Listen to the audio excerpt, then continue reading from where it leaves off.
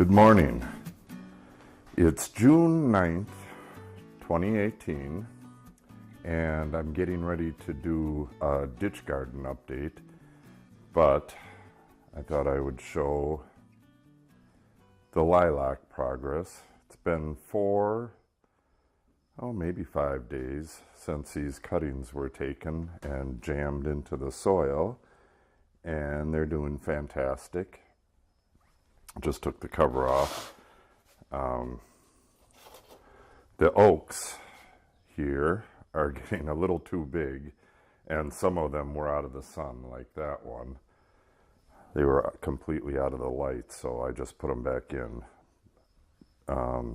They definitely need to get into the woods today, so I'm going to start putting them in, a few of them. As many as I can before it starts raining again. It rained all morning. We got 1.25 inches this morning and 2 inches yesterday, so it's pretty damn wet out there. It's going to be pretty nasty trying to get these into isolated spots in the woods. I'm going to get soaking wet, but it's going to rain again tonight, and I really need the rainwater to get these washed in. I can't carry water where I'm going. It's pretty isolated areas, so got to get them in today. And what's the 65 degrees and 99% humidity is what it was in the bin. Cover's off right now. Okay, and I got this seed a little while back. This is the little blue stem seed. Let me see if I can. Not sure if that'll focus very well on that. It's a really odd seed, but this is a little blue stem prairie grass. I'll show you where I'm going to be planting that. It's right at the end of the ditch garden walk. And then we have this. I was working on this yesterday. This is the Ferguson TO20 oil change debacle. Phase 3, or not phase 3, but try 3. Tries 1 and 2 completely failed. It's been a day since that's been on. I'm going to give it another day. But what is sitting on it is MAP plus K, which is monoammonium phosphate plus potassium, 50% each. I have another bucket down there, and that bucket will be tossed on the area that the prairie grass seed is going, and allowed to wash in a bit tonight when it rains again. And then tomorrow, when it gets dry enough, I'm going to till that whole area, and then I will end up watering it a couple times, trying to get seeds to sprout, which I will kill with glyphosate, and then I will plant this prairie grass seed. Got to try it. I've already killed the area once, and anything that's sprouting up needs to be killed as well. Okay, so let's get over to the ditch garden and take a tour, see what's going on over there. Obviously the lilies have been there, and those bearded lilies, or bearded iris. See, you never know what the hell's in the mix, but I could see a bunch of cosmos in there. That is a sunflower.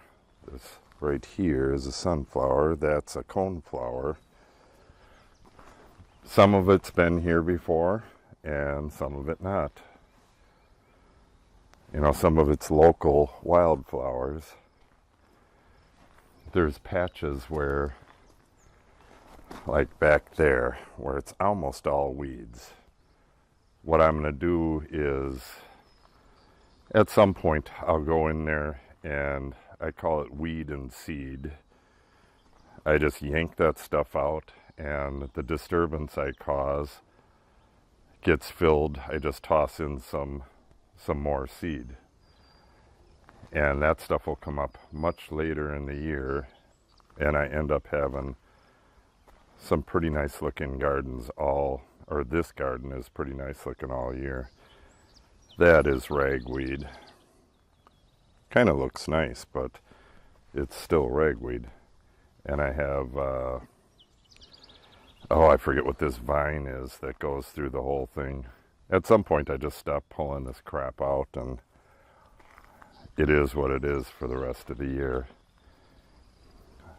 Yeah, I got mixed feelings on this. This is milkweed.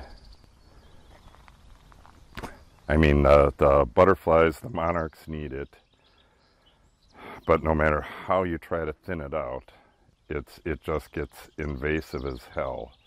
It pops up in the garden over there, even as far as the lawn. So it's not a pretty looking flower that it has, but it smells fantastic. So, but it just crowds everything else out. So I'm not sure. I think I'll have to get in here and thin some of it out. I'm not going to take it out completely because it is a wildflower, and the monarchs depend on it. So at least some stays, but I mean, at some point it gets ridiculous. Maybe I'll have a milkweed only garden and try to contain it. The red clover, I just end up living with that for the most part. If I get something too big, I'll yank it up.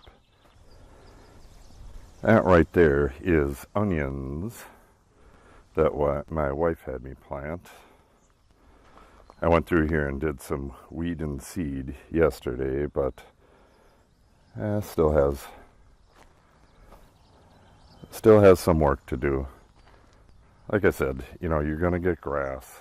There is just no way to get rid of all the crap.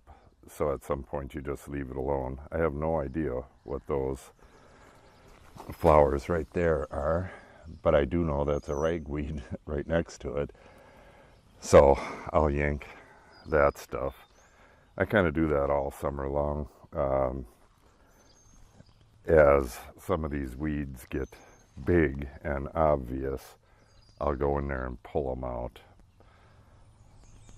But like there, I see a sunflower right in the middle of a weedy patch. But you never know. What you have growing until it gets a little bit bigger. So yeah, it's looking pretty nice. Got an orange flower back there. Not quite sure what it is. But there's a few specific weeds that just go nuts. I think that's one of them right down the center there that needs to come out. And I see that right there that is a tree. That will come out. That right there is curly dock. And that will come out. I did most of this front was seeded. And then the bottom of the ditch, right after I seeded, we had that real heavy rain, and it washed a lot of that out. So I have another ½ pound of seed on the way, so I think I'll toss some more in there and step it in good. But what is here already is going to get gigantic. There's going to be a lot of flowers in here in a very short time. So that's the update on the ditch garden. Ooh, there's a dandelion and a grape, wild grape. Both of those have to go.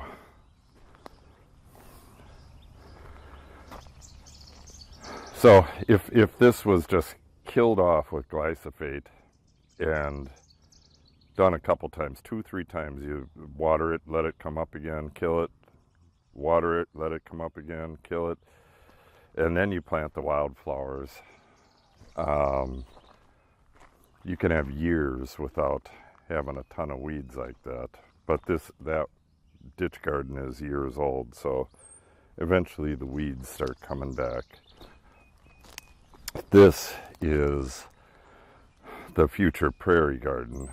This has already been sprayed twice, so none of the green you see here is going to live, and the bluish tinge is from the indicator dye when I sprayed it. The last spray was, I believe, yesterday or 2 days ago. So I'm going to get in here tomorrow and till this up.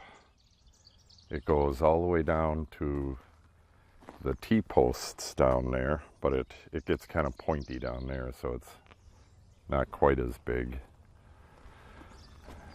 I've done this before, and it's a good deal of work. I'm not sure which tiller I'll use. I have a big tiller and a little tiller. I may have to use both of them. But that's it for this update. Let's walk on the inside on the way back, and then I'll wrap it up. This needs to be retied, but I believe I will just take the damn thing out. It's kind of a waste of space. A lot of this stuff in here is wild carrot and will need to come out. For some reason, this whole end right here is just always wild carrot. I mean, there's a lot of cosmos and other stuff coming up in there as well, but it's hard to control this little fucker. Not quite sure what this one is.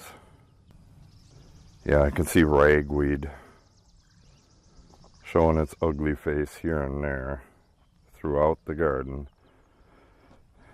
And where possible, I'm going to yank it out. There's milkweed. I am definitely going to pull that. I got enough milkweed in the other part of the garden. So it's coming along pretty good.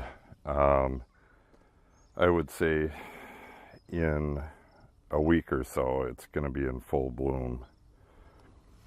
Weed and seed area. We got piles of crap.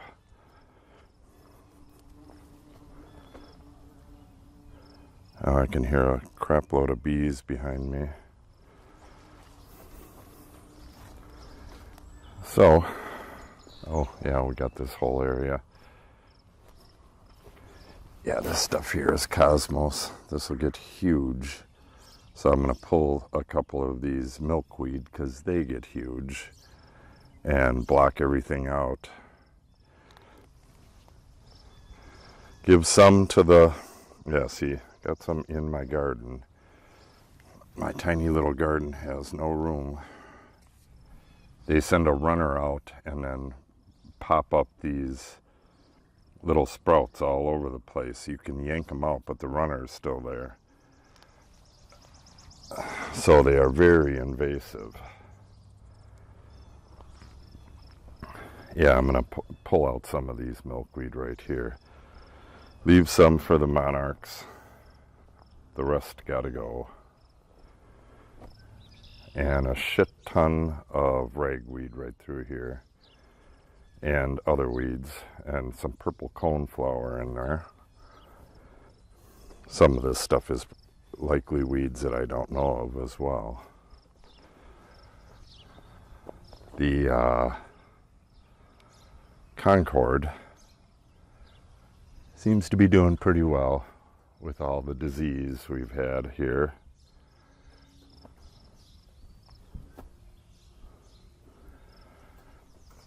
And got some blue pine right there. And a whole lot of stuff that hasn't flowered. Yeah, see, I don't even know what the heck this little guy is. Oh, it's a columbine. From the leaves, it looks like a columbine. Well, I could use some more of that. That's why it's so hard weeding this stuff, because you have no idea what some of this stuff is unless you know exactly what the weed looks like. And then there's lookalikes, so you got to be real careful.